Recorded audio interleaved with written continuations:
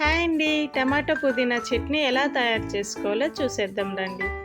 తగినంత ఆయిల్ వేసుకొని పచ్చిమిర్చి వెల్లుల్లి వేసి బాగా వేయించుకోవాలి. ఇవి వేగిన తర్వాత టమాటా ముక్కలు వేసుకోవాలి. వేసిన తర్వాత బాగా మగ్గించుకోవాలి. టమాటా మగ్గిన తర్వాత పుదీనా కొత్తిమీర వేసుకొని బాగా మగ్గించుకోవాలి. పుదీనా టమాటా మగ్గిన తర్వాత పక్కన పెట్టుకోవాలి. పక్కన పెట్టి టమాటాను చల్లార్చాలి. టమాటా చల్లారిన తర్వాత మిక్సీ గిన్నెలో చింతపండు, ఉప్పు, జీలకర్ర, వెల్లుల్లిపాయలు వేసుకొని ఫస్ట్ మిక్సీ పట్టాలి. తర్వాత చల్లారిన టమాటా ముక్కలు, కొత్తిమీర, పుదీనా వేసుకోవాలి.